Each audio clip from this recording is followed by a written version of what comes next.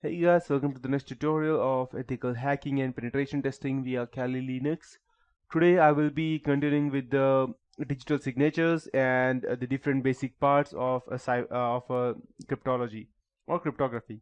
So before I proceed, in our random oracle model, we can model a digital signature algorithm as well, and that can act as a random function that reduces any input message to a one-way hash value of fixed length, followed by a special kind of cipher block, or in which the elf will perform the operation in one direction known as signature for only one principal, while in the other direction it will perform a verification of anybody.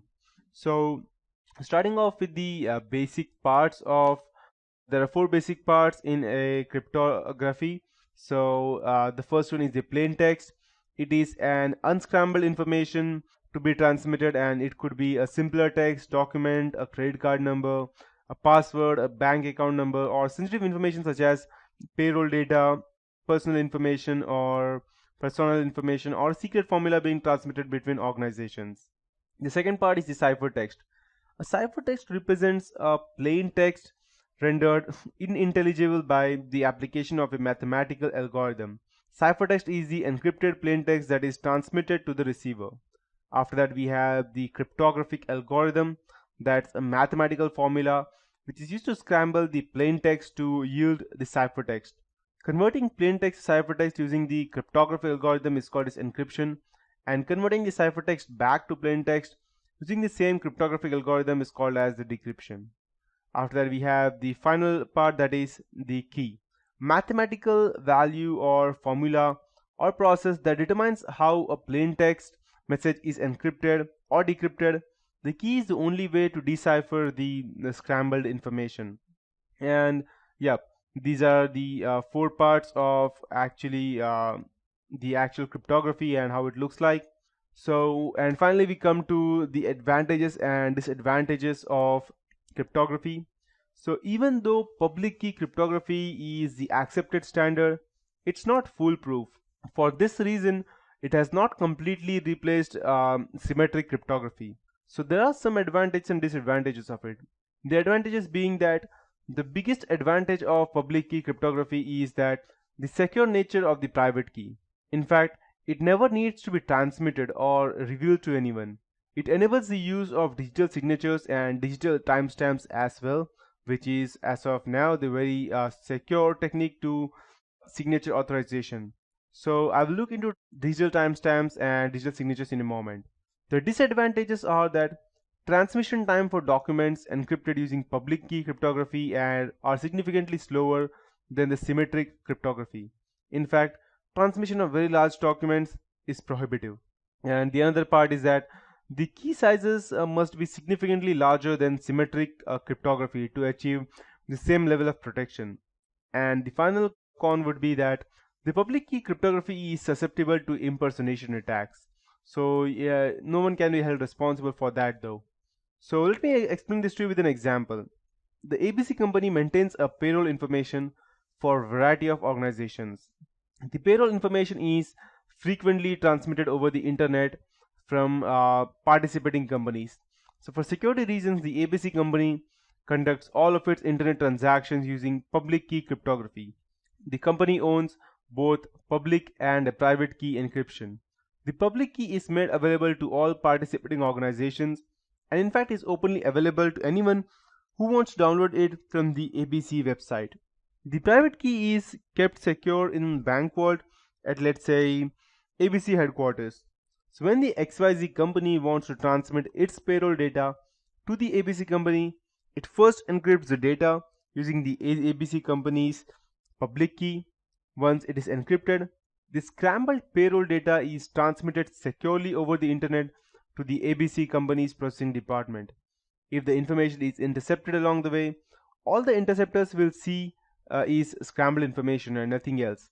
Even if the public key, which is very possible, they will not be able to unscramble the information. So the only private key can do that. Once the information is received by ABC, the private key is used to unscramble the information, allowing the processing document to process the payroll. Using symmetric cryptography, the ABC company would have to deliver through some secure means such as a courier a copy of its one and only private key. Since the same key is used to both encrypt and decrypt the information, both sender and receiver must have a copy. So if XYZ is a new client for ABC, ABC must first send a copy of the secret key so that XYZ can encrypt its payload information and transmit it to ABC. ABC, using the same key, decrypts the XYZ information and processes the payroll data.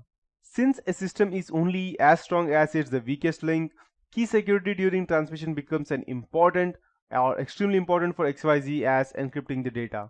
As mentioned earlier, public key cryptography lends itself to a new technology called as digital signatures. Digital signatures involve a reversing of the normal public-private encryption-decryption process. So here is an example that demonstrates its use.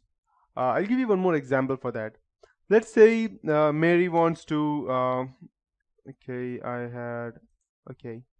Let's say, for example, Mary wants to send the ABC company a request for a special document. Before the ABC company can send that document, they must be assured that the requester is actually Mary and not some person impersonating her. So a digital signature can verify Mary's validity to ABC in such a way. Mary first encrypts her name using her private key. She then encrypts the request along with the encrypted name using the ABC company's well-known public key. When the ABC company receives the message, it decrypts the request using its private key and then decrypts the signature using Mary's well-publicized public key. If the name decrypts successfully, then it must be Mary's signature, since she is the only one who could have encrypted it with her secret private key. The request can be safely processed.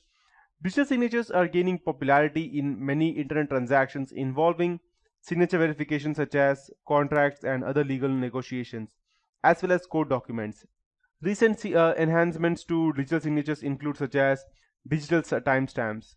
Digital timestamps apply when a criteria to a digital signature by attaching a widely publicized document or summary number to the signature.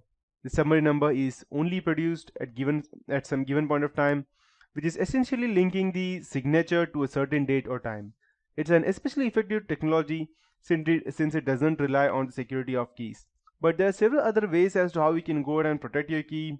One of them is that you need to be smart so that any other person who is actually going ahead and using these stuff do not know what you're exactly doing, because if someone has an idea that there is some or the other way to go ahead and get inside your private space, then it will be very hard for any of them to go ahead and actually gain access to your organization.